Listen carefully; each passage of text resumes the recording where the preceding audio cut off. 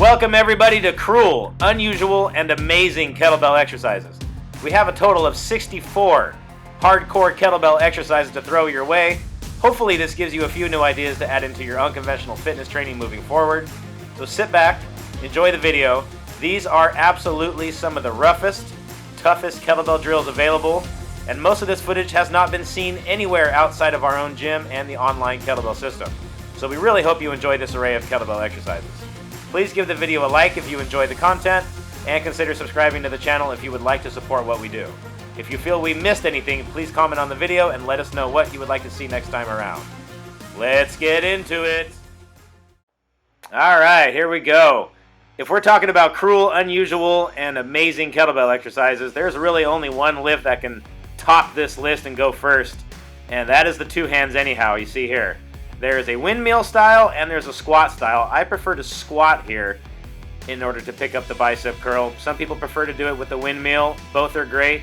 This is a really old exercise. It's in sort of the strongman category of kettlebell lifts, but it's a really exotic way to bicep curl, squat, and seesaw press two kettlebells at the same time. This requires a lot of mobility. It's not a really popular lift. You only see more of the old school trainers using it. But man, it produces good strength if you've got the mobility and the technique to get down in these positions and work and pull this exercise off. This is called the two hands anyhow squat style. Next up we have the triple threat. This is a combo of the push-up, the dip, and the double suitcase deadlift. And if you connect all three of these together and use that evil word called the burpee, you can really cover a lot of ground here. All the muscles of the upper body pushing. You got some of the lower body hinge muscles from the deadlift. You got that dip in there. Cool transition. Some mobility is needed. This is a killer right here. There's some cardio present, and you can really cover the entire body in one exercise. This definitely fits in the cruel, unusual, and amazing kettlebell category. Third up is this really crazy version of the farmer's walk that we just sort of came up with on the spot. So we were trying to come up with racked kettlebell variations, and I messed up picking the bells up, and we just sort of went with it. So I've got one kettlebell bottoms up in the rack, and I had picked the second bell up bottoms up accidentally, even though I wasn't supposed to, and just press it overhead. Had to make do with a weird transition, but this worked. And darn if it wasn't one of the hardest farmer's walk versions I've ever done. Let's see it again. So, bottoms up clean, drop the one on the right without dropping the bell on the left while you do that, and then press the kettlebell on the right overhead and go for a walk. So you've got overhead work, you've got bottoms up work, rack going on. There is a lot in this farmer's walk. If you can pull it off, this is definitely one of the true cruelest and most amazing kettlebell exercises in the farmer's walk category. Next, let's show a crawl. This is the zombie crawl, and I've been a fan of this for a long time. It's basically a walking renegade row. So you slide a bell forward and then you hop both feet at the same time together, and it creates this walking plank, walking renegade row. Really, really tugs on the abs. You get some upper body work from the shoulders, the chest, but man, lights the core up. Great crawl variation. This is called the zombie crawl. Okay, here we go with a brain exercise. So this is a combination of the double high pull and the double clean. One kettlebell is going to get a high pull, and the other kettlebell is going to get a clean. And if you can alternate them, where you switch sides every time, man, this thing works your grip, your cardio, your brain, your core, your legs. Very full body and very unconventional. Okay, now let's get into some of the more Olympic style lifts. And this is going to be a combination of the reverse lunge and a strict press. We call it the split press. So you drop back into a lunge position and press the bell overhead. The trick is, with the lunge, you don't rest your knee on the ground. You leave it like an inch or two off the ground so you're on and you're working. Here's the double kettlebell variation of the same thing. Reverse lunge. Stick that leg position hard, not resting on the ground. You got the back knee an inch or two off the ground, so you've got a legit lunge position going on. And then try to press from that lunge position. It is so hard. You cannot use a lot of weight. There is so much abs and positional strength going on. This definitely deserves to be on the list. So we just had single and double versions of the split press. The combination of the reverse lunge and the overhead press. Okay, another combination. Figure 8 snatch combo. This one, you really got to have that figure 8 down. Not just partially, you got to be able to nail it every time, no fail. And the transition has to be right. The hand transfer has to be right. After you figure 8 around the corner, just slap that bell right down into a snatch. And then transition the next figure 8 from the overhead position. That's the hard part. Takes a lot of practice, but this combo I feel rocks and had to be on the list.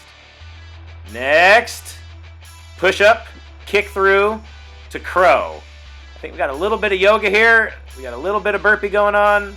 Blend them together, this is what you get. It's a combination of there's a push up, there's a kick through where you quickly jump through to an L-sit and then jump up and try to hit the crow. Man, truly unconventional exercise there. Now let's get into the iron cross here. And this is the kettlebell version of a lateral raise. We don't really do them with kettlebells. They're definitely better suited with dumbbells, but this is a version you can throw in there with kettlebells. Really lights the shoulders up. I'm returning the bells with a clean and press, but you don't have to do that. You can just work up and down on the iron cross portion. This is the version of the cross with the bells. Okay, now let's get into some funky Turkish get-up action. Here is a bottoms-up Turkish get-up. And if you don't have the kettlebell sitting in your hand right, if you don't have the lockout right, if there is one chink in your armor, you're not going to get this lift. You're probably going to have a bad accident. So it's bottoms up. Look at the kettlebell orientation. I've got the bottom of the bell facing up. The handle is just balancing in my hand, and I have to go ever so slow and not make one mistake through the entire Turkish get-up. That is an unusual Turkish get-up. How about a no hands Turkish get-up? Here, and a lot of people ask me about this. How do you do it? Well, here you go. You hold two bells in the lockout, and you've got to do the entire thing with your hip mobility and your legs. Once you've got those bells locked out, there's nothing else they can do. They're just going to support the structure. And you've got to move correctly and properly and safely through the entire sequence to pull this off. No hands Turkish get-up. How about connecting the Turkish get-up to a windmill? So here we're going to start on the bottom, climb all the way to the top of the Turkish get-up here, and we get to the top, we're going to switch our feet and add in some windmills. The bell's already locked out. You're already there. You just got to get the transition right and connect the two together. It's almost like a natural pairing of exercises here. We're going to throw in a couple windmills here at the very top. And after we get a couple in our system, we're going to square our feet back up and finish the Turkish get-up by going back down. And that is how you combine windmills and Turkish get-ups together into one sequence. All right, now let's take a look at the shove and toe. This one really burns your legs. I mean, the backwards drag that's coming up here absolutely shoots them out. So here we're going to shove the bells forward and kind of like a little mountain climber deal, mountain climber orientation. But that's not the worst part. The worst part is when you drag these backwards in this emergency drag type exercise. I've seen strong men do this. Definitely good for anybody doing first responder work. Just that drag portion absolutely burns your legs. Now we got some cleans up here. Alternating clean. Cruel? Yes. Unusual? Yes. Amazing? Yes. Covers all three territories. The legs, the grip, the biceps, the coordination, the speed required. This thing is a beast and definitely deserves to be on this list. That's a double alternating clean. The same thing can be done with the snatch. Much more difficult. The timing, the technique, to just coordinating this whole thing. This can be one of the most difficult lifts, period, in kettlebells. In fact, this is one of the lifts I don't even bother teaching in my classes, my active kettlebell classes, because I just get shoulders going all over the place. I can get almost the same benefit by doing the clean, but this is an extreme version of that. Definitely hardcore exercise. Double alternating snatch. You can take that down a notch by doing the anchored style of snatch. This is just sort of slowed down one notch. And instead of hitting the reps on a 2 count, you're going to hit them on a 1 count here. So it's dip, rip the snatch up there, lower it to the halfway point, and then dip into the next one. So same thing, just scale down one notch. That same technique can also be done with a clean. This is an anchored clean, where the second bell just hangs out right in front of you here, anchoring you down, and you got to work to pull the other bell up. So you're holding 2, you're working with 1. This is the anchored style clean. Right before this, we had the anchored style snatch. Both work really well. Hammer the grip, the traps, the core, the lats. You got to get them up there with your legs and your shrugging. There's a lot going on here. Big, powerful lift. Lateral cleans. This one, obviously, you have to get the leg timing right. Otherwise, you're going to have a bad accident. You need to open the legs as the bell is being swung in between your legs. You close them up and move laterally as the bell returns to the rack. If you can time this right, this is great for athletic development like baseball players, tennis, anybody who has to work side to side really quickly.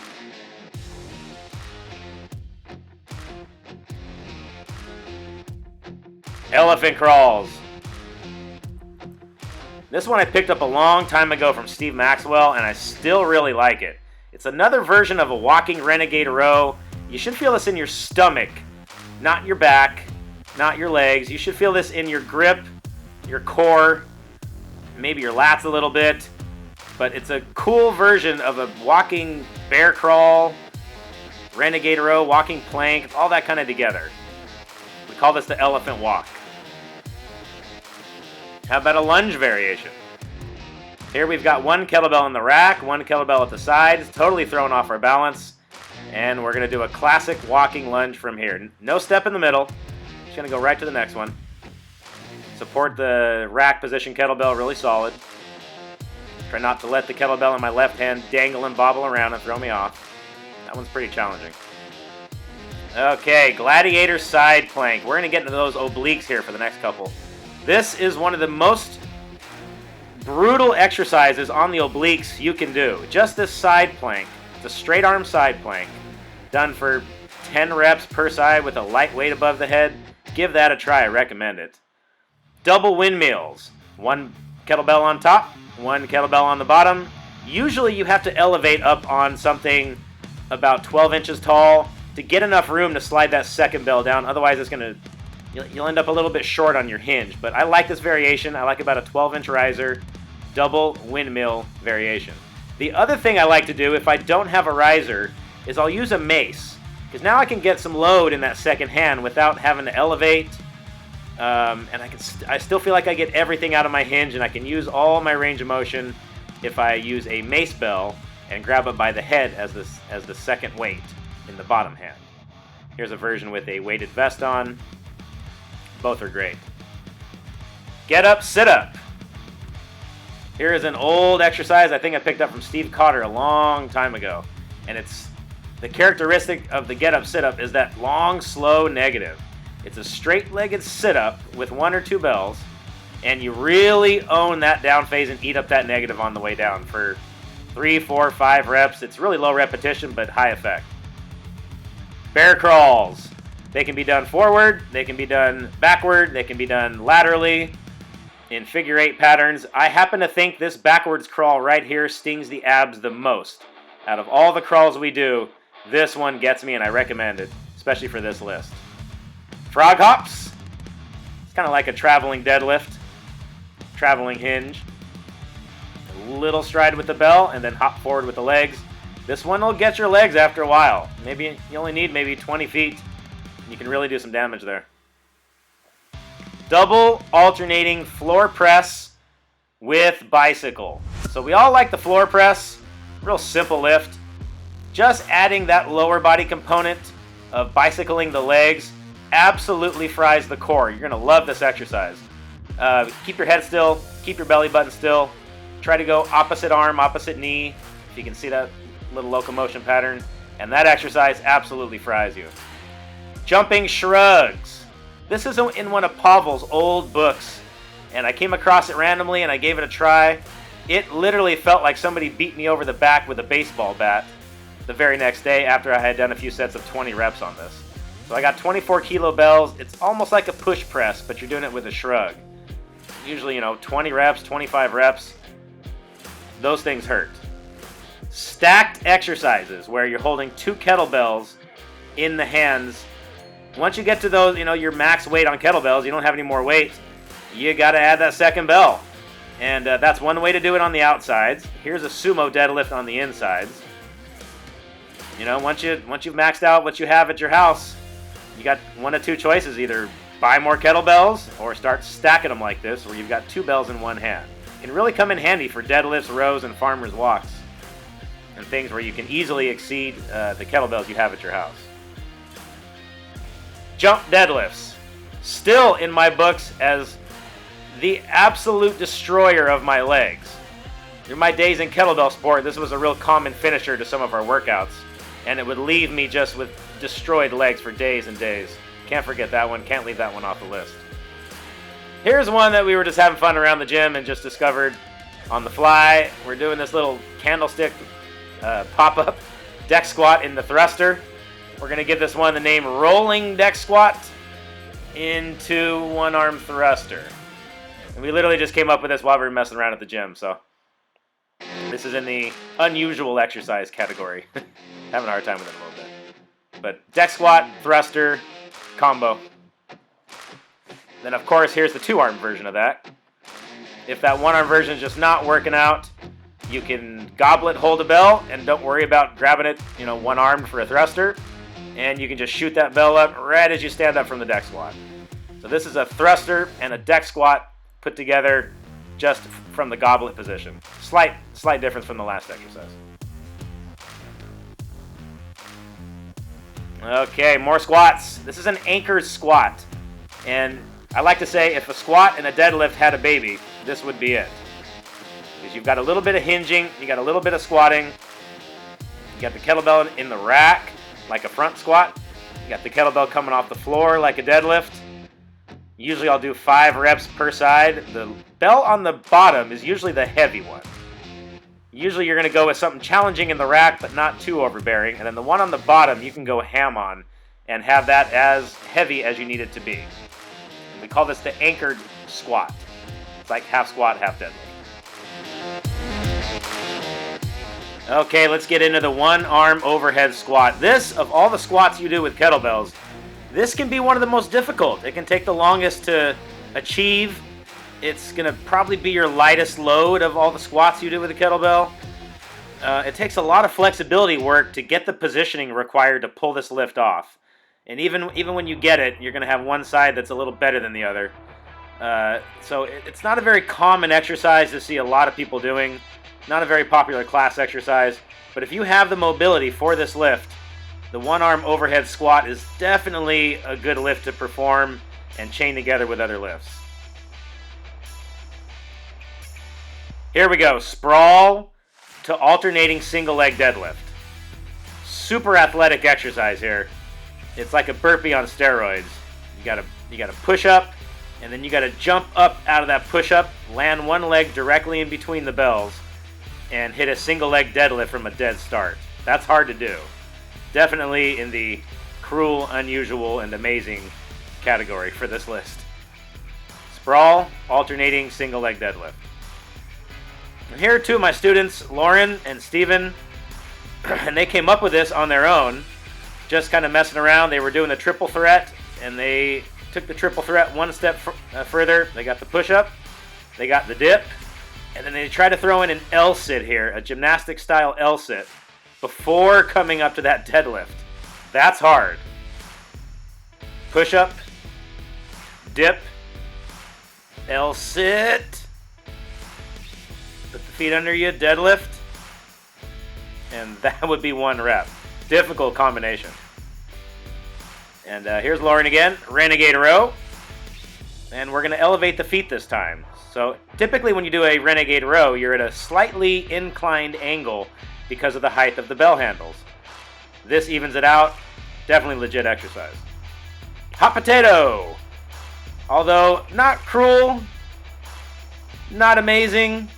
I'd put this more in the unusual category because you actually get some really a good tug on your core if you hit this for 30-45 seconds with a good load. and you can land it nice in your palms, it's a good exercise there. Three-way dance. This is a combination. I think I got this off Anthony DeLuglio in some of his old DVD workouts. But this is a combination. There's a bicep curl, a squat, and an overhead tricep extension kind of strung together. A low bicep curl, squat up, get the bell over your head, and do a tricep extension. Connect all three together. Bicep curl, squat it up, tricep extension. We call that the three-way dance. Explosive push-ups, always a good thing. Steven in his younger days here, knocking these out. So we're using three different parts of the bell here. We're using the floor, we're using the side of the bell, and then we're up to the handles. The three-layer explosive push-up. During the course of this video, you'll see several variations I would make note of that are in the push-up category that really help build strength and power. That would be one of them there. And another here is this close grip push-up that you'll see it called the crush grip push-up. And by crush grip, we're referring to having to squeeze the bell at the same time. Because the kettlebell's round and the unstableness of just being on that handle like that, you can't just push straight down senselessly. You also got to squeeze together as you push down, making it a really good chest and core exercise. There's a lot of control involved, very advanced push-up, but that works well. Superman planks, but we're going to take it up a notch. This is the cruel, unusual, and amazing list, so we're going to do Supermans with the hands on the bells and the feet on the bells. There's absolutely no room for error here. You have to time it right. You have to stay so balanced with your core and your body. Pack your shoulders good. Your core control here is off the charts if you can knock this out. Some people like to go with the arm first. Some people like to go with the leg first. And some people do them at the same time. Either way, I'm kind of hard on myself. I don't like to move on until I get the rep stable and still. Gladiator get-ups. Here we go. One of my favorites. What is gladiator? When someone talks about gladiator, they're referring to a side plank. And look at this. Incorporating this side plank into your Turkish get-up on the up phase is what someone's talking about when they refer to a gladiator get-up. So we're going to stand up from the get-up. And I'm also going to do it on the way down. Usually not required. It's just on the way up because by this point your shoulder's usually tired. But I got it. I'm going to stick that pose on the way down as well. That's a crazy side plank there. And then finish the Turkish get-up. Soft, smooth, and pretty. That would be a gladiator get-up. How can you add to that? Oh my God. If that wasn't bad enough on the obliques, check this out. So we're going to do the same thing. We're going to gladiator. We're just sliding into this side plank on the way up from the Turkish get-up. Doing an extra long pause here. Leg to the back. And here I go, finishing the Turkish get-up. Add the windmill on top. Another level to that oblique deal we're getting here. Okay, now we got to make our way down. And like I said, usually by now your shoulder's tired, but I got it. We're going to side plank again, get a little more gladiator action on. Show some control, leg to the back. And that'll allow me to just cruise down and finish that thing. That is the gladiator get-up plus windmill. Whew! Next, just a quarter get-up. That means just up to the elbow. And then we're going to add this star plank here where we just straighten out the leg. Which, yes, you might recognize that from the gladiator. We typically call this plank the star plank. And done for reps can be a strong assistance exercise for Turkish get-ups and gladiators. Let's give it one more here. So it's quarter get-up up to the elbow. Lift the hips. Throw in that side plank. Step to the back. And you're done. That's quarter get-up plus star plank. Split squat, split deadlift combo. Heavy hitter in the leg category, guaranteed to leave your legs shaky on this one. If you notice, there's different postures on these split squats, also known as a Bulgarian split squat, but some of these reps have a totally erect posture, or as erect as I can get it, and some have a 45-degree lean. And what we're going to do is do 1 repetition erect and 1 repetition lean forward at 45 degrees. This is going to give you 1 rep with more of a squat effect and 1 rep with more of a hinge effect. And the combination of the two is just brutal on your legs. Here's a fun game that I picked up from some of the Russian lifters. It's sort of a grip game. And you take a kettlebell on its side there, you roll it up into the bottoms up position where it's balancing on the handle, you spin it, and then you try to snatch it without the bottom of the bell hitting the ground. You roll it up on its side, grip it, and you can't use the second hand. This all has to be done with the same hand. And then snatched without the thing ever hitting the ground. Alright, up next is a big dog in the double kettlebell world. Double half snatch front squat combo. This is an awesome exercise for building power, legs, core strength, grip strength. There's a ton of cardio here. Double half snatch front squat combo. One of them's a ballistic, one of them's a grind. You got to be fast on the snatch and super tense and good control on the squat. Man, brutal exercise. Cruel. Jiu-jitsu guys, this one's for you. Elbow 3/4 get up. So have you ever tried doing a Turkish get up from your elbow right there instead of coming up with a straight hand? So think about it. That's actually called a kneeling windmill. But we're going to add to it the back side of the Turkish get up here. And from that elbow position, try sliding through, doing everything you would normally do on your get up, but from your elbow. And we're going to skip the lunge at the very end here. So we're going to do 3/4 of the Turkish get up and just skip the lunge. Up on the elbow, lift up a little bit, get the knee through as you would normally on a full Turkish get up. Rise up, get that little windmill in there. Come back down with that little windmill. Slide the leg through. Do everything you would normally do, but from the elbow. We call that elbow 3/4 get up. Alright, now some good stuff. 1 arm push up, jump up, dead snatch. Hop back, 1 arm push up, dead snatch combo. This is definitely a cruel, unusual, but amazing exercise for anybody who has a punching sport or a pushing sport. This is like explosive punching, pulling. Here's another variation where we change sides every single time. Consider it like a burpee or a sprawl. Throw that push-up in there. Do it from the handle. Boom, get a good push-up out of it. Jump up and dead snatch that bell. So there's a push and there's a pull, kind of put together. Awesome drill. Stacked kettlebells again, which means 2 kettlebells in 1 hand. You slide all your fingers through, even your thumb, and you can get a good grip on it. And I'm going to do a 1-arm deadlift. And those kettlebells are 106 pounds each. That's a 212-pound deadlift. Okay. If you ever don't have a sled, but you're outdoors and you want to get the same effect, all I did was take a towing strap from my truck, tie them around a couple kettlebell handles, and do a walking chest press. Good cardio. Good for the upper body. And then I did that across one direction, and then I sprinted back. Just let the kettlebells drag behind me and sprinted back. I got the exact same effect I would if I had a prowler sled and I could manage the weight because I had enough bells. Next, squat. So this is a combination of the swing squat and the goblet squat. Then you cast it off. Swing squat, goblet squat. Real hard transition here. The swing squat's difficult.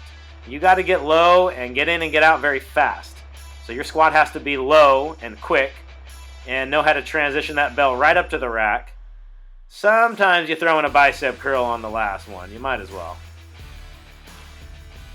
I don't exactly know what Chuck calls this exercise, but it was interesting enough to make the list. So good luck, everybody. Double high pull. I feel like this exercise just doesn't get the love, and it's sort of becoming a lost exercise. I don't see a lot of people using it, but powerful exercise. where there's not really a break. There's no rack, there's no lockout. It's like a swing, man. It's go time. Double high pull. Mobility exercise. Shin box. Kettlebell is going to be in the bottoms up position, by the way. A shin box to a bridge. And then while you're up there at the top of the bridge, halo the bell. Sit back into the shin box the other way. Bridge. Halo the kettlebell. Shin box, bridge, halo. Next up, we're on to push-ups again. Alternating one-arm push-ups. And the reason this one makes the list is this is how I got my very first rep on the one-arm push-up. If you look at how my hands are oriented on the kettlebell, sometimes they're on the top of the handle, and that's cool. But this grip right here where you place your palms, you get a little bit of flexion going, and you don't have to deal with any wrist issues, any wrist extension that might be, lying in there. It stops a lot of people from being strong in the push-up. And if I've got someone who's strong on the press, I can get them to do this. It's slightly elevated, so it's a little bit easier than doing them on the ground, and it gives me a great wrist position to work off. Inchworm to deck squat. Bingo. Crawl out, inchworm all the way down the plank, return, pop that bell up into a deck squat. You want some quick cardio. You don't have a lot of space. You don't need a heavy bell. You can get a lot of work done with this. There's a lot of stuff you can add to this too. Use this as a platform and add swings. Double bottoms up press. Always a classic in there. Cruel exercise. Trying to keep two bells somewhat in line for a 10 rep press set here. If you don't have them in your hand absolutely perfect, or you get a little bit sweaty, this is just a difficult exercise to pull off. So definitely chalk up and have the bells in the right part of your hand. Double bottoms up press. Plank variation here. How did a plank end up on the cruel, unusual, and amazing kettlebell list? Well, it's called the plank cocktail, and if you haven't tried it before, I use these in my workouts. I guess you could do these with other things like a mace bell or a Bulgarian bag, but the kettlebell seems to fit just right, and sometimes it falls over and gets it, makes it a little more unconventional, I should say.